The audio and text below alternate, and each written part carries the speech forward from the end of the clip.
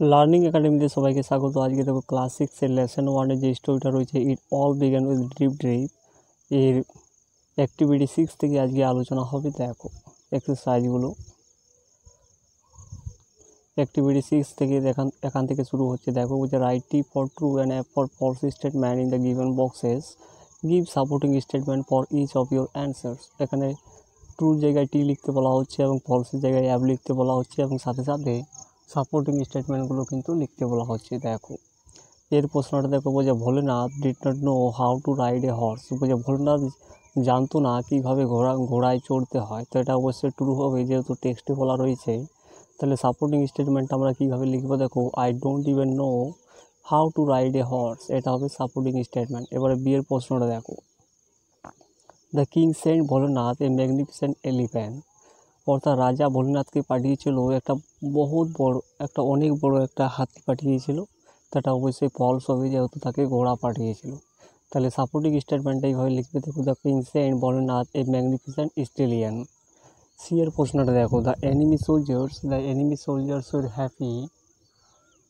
Happy to see Bholenath. অর্থাৎ কি, ওই শত্রুপক্ষে যে সৈন্যগুলো ছিল তারা সুখী হয়েছিল ভোলেনাথকে দেখে। তো ওটা অবশ্যই ফলস হবে, যেহেতু তারা কি হয়েছিল, ভীত হয়ে পড়েছিল।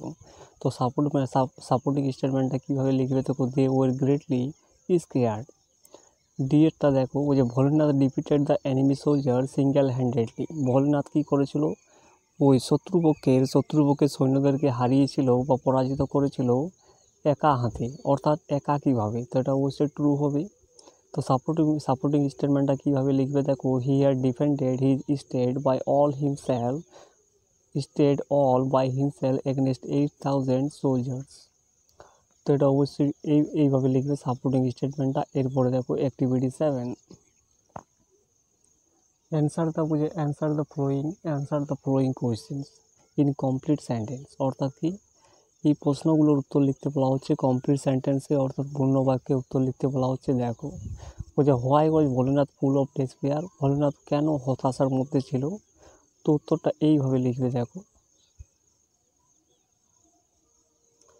উত্তরটা এইখানে লিখে দিয়েছি আমি। দেখো, Bholenath was full of despair because he did not know how to ride a horse. কারণ সে হতাশার মধ্যে ছিল, কারণ সে জানতো না কীভাবে ঘোড়ায় চড়তে হয়। তো বিয়ের প্রশ্নটা দেখো, বলছে how did his wife help him to overcome his travel. তার ওয়াইফ তাকে কীভাবে সাহায্য করেছিল তার এই সমস্যাগুলোকে পরাজয় করতে, অর্থাৎ জিততে। তো উত্তরটা এইভাবে লিখবে। দেখো, Bholenath got up glumly on the horse and his wife securely tied him to it with a rope, thus his wife help him to overcome his travel. Bholenath got up glumly on the horse মানে কি, ভোলেনাথ আঠার মতো কী করেছিল, ঘোড়ার উপর চেপে পড়েছিল এবং তার ওয়াইফ কী করেছিল, নিশ্চিতভাবে কী করেছিল, সিকিউরলি অর্থাৎ নিরাপদভাবে ওই ঘোড়াটার সঙ্গে বেঁধে দিয়েছিল একটা দড়ির সাথে। এইভাবে তার স্ত্রী কী করেছিল, তার সমস্যাগুলোকে পরাজয় করতে ওই ভোলেনাথকে সাহায্য করেছিল। তো এইভাবে উত্তরটা লিখবে, তাহলেই হবে। সি এর প্রশ্নটা দেখো, বলছে what made the enemy soldier greatly scared. অর্থাৎ শত্রুপক্ষের সৈন্যগুলো ভীষণভাবে কেন ভীত হয়ে পড়েছিল? তো আমি উত্তরটা এইখানে লিখে দিয়েছি। দেখো, the enemy soldiers were greatly scared because they saw a wild looking man coming tied to a fire stallion waving branches. অর্থাৎ কি, শত্রুপক্ষের সৈন্যগুলো ভীষণভাবে ভীত হয়ে পড়েছিল, তার কারণ ছিল তারা দেখেছিল ওয়াইল্ড লুকিং ম্যান, অর্থাৎ বন্য একটা লোককে দেখেছিল, মানুষকে দেখেছিল। সে আসছিল কীভাবে? অর্থাৎ কি, একটা হিংস্র একটা ঘোড়ার সাথে বাঁধা ছিল এবং তার কী করেছিল সে তার এবং ওই লোকটাতে কী করছিল, ওয়েভিং ব্রাঞ্চেস, অর্থাৎ লোকটার মধ্যে কী করেছিল, গাছের শাখাগুলো ঝুলছিল। তো এটা দেখে এনিমি সোলজার্সগুলো কী হয়েছিল, ভীষণভাবে ভীত হয়ে পড়েছিল। এরপরে দেখো ডি এর প্রশ্নটা দেখো, বলছে do you think Bholenath could truly be called a legendary character, give reasons for your answer. বলছে তুমি কি ভাবো ভোলেনাথ সত্যিকারই একটা লেজেন্ডারি ক্যারেক্টার, মানে একটা কিংবদন্তি একটা চরিত্র? যদি তুমি ভেবে থাকো তাহলে কি করতে বলা হচ্ছে, তোমাকে এখানে কারণগুলো লিখতে বলা হচ্ছে। তো আমি লিখে দিয়েছি। দেখো, যে yes Bholenath could truly be called legendary character because he defeated the enemy soldier single handedly. অর্থাৎ সেই শত্রুপক্ষের সৈন্যদেরকে কী করেছিল, সে সিঙ্গেল হ্যান্ডেডলি সে একাকীভাবে পরাজিত করেছিলেন, তাই ভোলেনাথকে আমরা বলবো কি লেজেন্ডারি ক্যারেক্টার। তো এইভাবে উত্তরটা লিখবে, তাহলেই হয়ে যাবে। তো এরপরে দেখি কি রয়েছে। অ্যাক্টিভিটি 7-এরগুলো দেখো, 7-এরগুলো হয়ে গেল। এরপরে দেখো অ্যাক্টিভিটি 8-এ ওই যে read the following sentence, underline the noun which indicate either state of being a quality of mind. অর্থাৎ এখানে নাউনগুলোকে চিহ্নিত করতে বলা হচ্ছে either a state or either a state of being or a quality of mind. এখানে মানে state abstract নাউনগুলো লিখতে বলা হচ্ছে। দেখো the king is known for is kindness, তো কাইন্ডনেসটা হবে এখানে সঠিক উত্তর, কিংটা হবে না, ঠিক আছে। দ্য বিউটিটা হবে, ফলোয়ারটা হবে না, দুইয়ের থেকে বিউটিটা হবে সৌন্দর্য, এটা একটা কোয়ালিটি অফ মানে কোয়ালিটি অফ, হ্যাঁ এটা একটা স্টেট অফ মাইন্ড বলতে পারো, কাইন্ডনেস। তো এগুলো হবে, বিউটিটা হবে, চাইল্ডহুডটা হবে, তারপরে ফ্রিডমটা হবে, ঠিক আছে। তো এগুলো তোমরা আন্ডারলাইন করে নেবে। দেখো অ্যাক্টিভিটি 8B এরগুলো দেখো, from abstract noun from the following word, সেখানে অ্যাবস্ট্রাক্ট নাউনগুলো লিখতে বলা হচ্ছে। দেখো তো ডার্ক থেকে কী হবে, ডার্কনেস হবে, অ্যামাজ থেকে অ্যামাজমেন্ট হবে, কনফিউজ থেকে কনফিউশন হবে, অ্যাডাল্ট থেকে অ্যাডাল্টহুড, আর ডিস্টার্ব থেকে ডিস্টার্বনেস, আর সুইট থেকে সুইটনেস। এরপরে দেখো 8C এরগুলো, underline the words that indicate a group of people, animals, তো things taken as a whole.